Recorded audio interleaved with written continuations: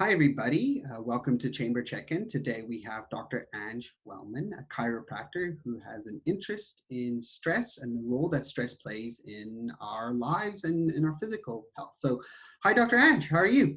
Hi, Sai. I'm good, thanks. How are you? I'm very well. Thank you. Again, thanks for joining us. So, yeah, let's start.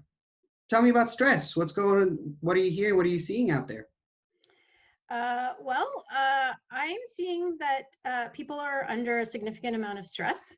Um, so, our three foundational needs are to feel safe, to feel satisfied, and to feel connected. And so, rather quickly, all three of those have been massively disrupted. And so, what I'm seeing is that people are in a high state of alarm, and that's creating a lot of activation in the nervous system. And so that makes things more challenging. Gotcha. Like how? How are things more challenging? So when the nervous system is activated, what does that mean? It means that the nervous system is operating in what we call a fight flight state or a sympathetic state, sympathetic arousal. And so prior to COVID-19, most people are walking around in that state anyway. And that's something that we actually measure in the practice using technology called heart rate variability. So now we've just 10x'd that. And so when we're living in that sympathetic arousal, it makes it really hard for the mind to focus. And the body is just in a response where it's just trying to get away from the threat. And so all the resources in the body are directed towards that escape. Um, and so we're just swimming in stress hormones. And what we know is that chronic stress is really the golden thread in a lot of chronic disease. So um, right now, I'm concerned about the effect long term of the stress that people are under. Short term, I think we're going to see uh, common things like people are having a hard time focusing. It's hard to work. Feeling more irritable, snapping at the kids, maybe more tension in relationships, and then more body oriented things like headaches, stomach aches. A lot of people are having trouble sleeping. I know myself, I'm having COVID-19 dreams. Oh no. Um, yeah. Yeah.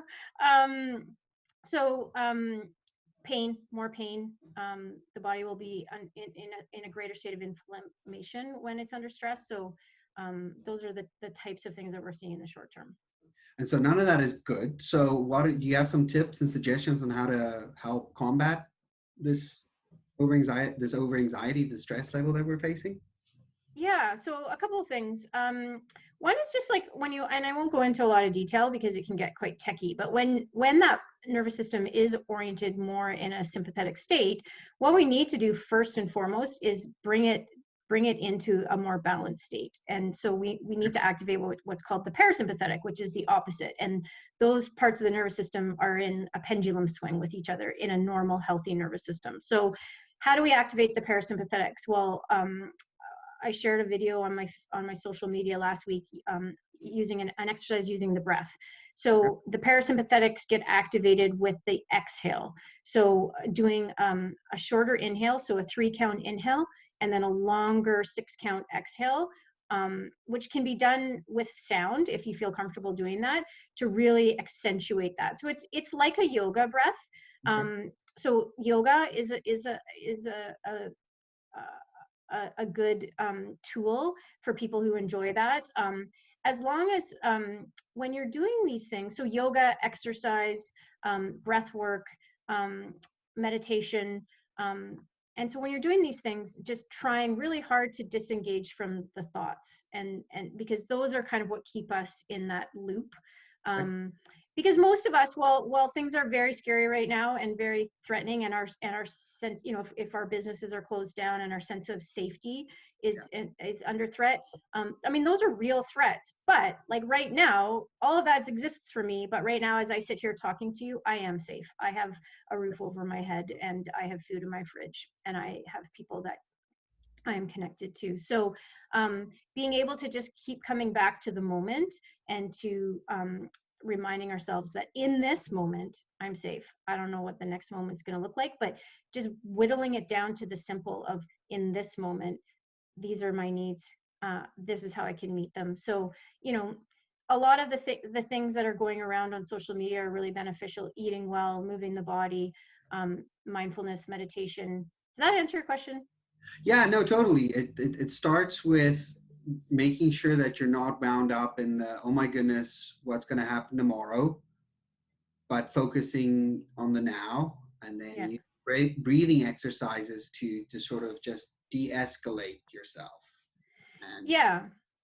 And one of the things that I've been sharing on my platforms and just with my patients is I think it's really important to spend time processing what's going on. okay, And when we're highly activated, it's really easy for us to just stay up here in our yeah, minds. And, you know, we can go into survival mode and kind of, you know, in some ways denial.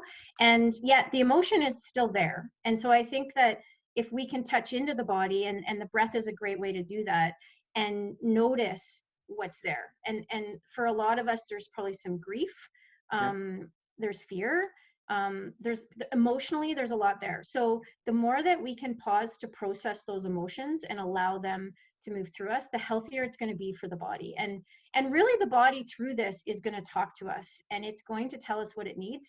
The question is, are we listening? So when we live in our heads, we're not living in our bodies, so we miss the signals. And those signals right now are really key, and they will help you to understand what you need. okay, awesome, understood. Well, thank you, Dr. Ange, for checking in with us. You're welcome. My pleasure.